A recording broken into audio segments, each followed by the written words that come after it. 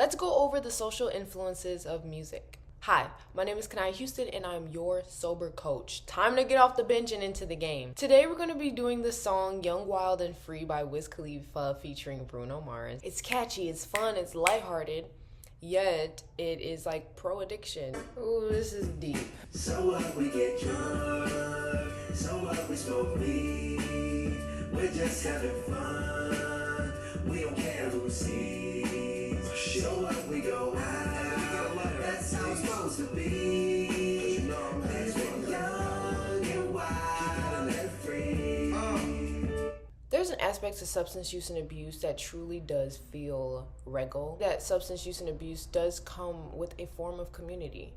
Hence, when you do choose sobriety, you lose a lot of the people that you find during that time. Like, people that experience substance use and abuse, like, normally they can get drunk or they get high and they chat it up about life and they talk about the real things about life that some people outside of substance use and abuse do not discuss.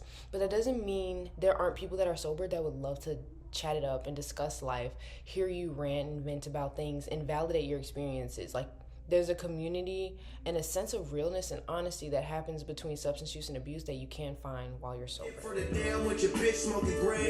It's like I'm 17 again, peach fuzz on my face, looking on the case, trying to find a hella taste. Oh my God, I'm on the chase. Growing up my entire life, even people that do nicotine pens, I also used to do nicotine pens, but between nicotine pens and growing up my whole life, people always talk stuff about people that smoke cigarettes. They have issues, they'll give you cancer.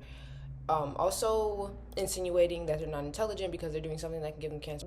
During like the last period of my substance use and abuse, I would start smoking cigarettes. And it felt so empowering to smoke a cigarette because I was doing the one thing that the rest of the world said I was dumb for doing or I was being judged for. I think that is one of the reasons why I did use, is because of how bad people were judged. So I wanted to be able to do something and prove to myself and others that you can do this and still be intelligent. You can do this and still be smart. You can do this and still be cool. You can do this. And so I'm not taking that away. I definitely believe people that still use and abuse drugs can be just as intelligent. That's how you have functioning addicts. Don't get so caught up into proving to yourself and others of something, whether that's reclaiming a word, the N word, reclaiming the B word. When I say, I don't want to curse, but I hope you guys know what words I'm talking about. But in reclaiming those words, it is still harmful to our psyche. So in reclaiming using substances, you are also still somewhat harming your psyche and your subconscious and your being. That's how it's supposed to be. He said that a couple times, and I feel like another reason why at a young age you can fall into substance use and abuse so fast is because it's almost forced into your experience. It's so normalized that you feel like, okay, I have to try this. So through the peer pressure and the normalization of it, and like, this is something you have to experience, this is something you don't have to. There's a lot of things in life we don't have to experience to know it's not for us. Being young and having people use substances, I would create relationships based upon us using the substance, like meeting up to drink or meeting up to smoke. And after a while, I realized that they weren't there for me, they were there for the substance. And substance use often makes us super vulnerable. So if you are indulging in these type of things, it should be people that you trust and have really good intentions for you in and outside of the substance use. Roll one, smoke one, and we all just having fun. So we just roll one, smoke one. When you live like this, you're supposed to party.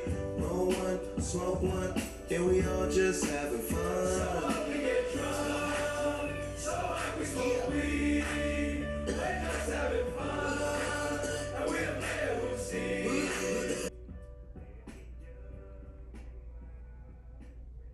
Oh my goodness, like, after hearing that song, you would totally think substance use is the answer to all our problems. In general, children are bored. Like, they are able to be bored. They don't have a choice. Like, obviously some children don't like to be bored, and you definitely have to keep them stimulated.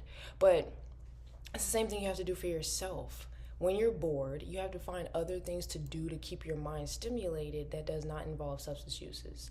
That does not involve substance use and abuse. Substance use and abuse may feel like the easier option because it can be probably easily accessible, but it's not the easier option. It's actually the harder option because you're choosing to stimulate your mind off of a false reality. And there are ways to experience being young, wild, and free that does not include substance use and abuse. I know some people that got in the hospital and their health was on the line and they still drunk or smoked. People truly will do that till they die. And so I just want people to be able to make that choice, make that decision before their health is truly a concern. Doing these substances are already a concern to our health, but when your life is truly on the line, what will you choose, your health or the substance? Thank you so much for watching. Feel free to contact me if you have any more questions or concerns involving media and how it influences our substance use and abuse. Also, feel free to contact me if you're looking to be coached in your sobriety journey. And let's have variety by starting sobriety.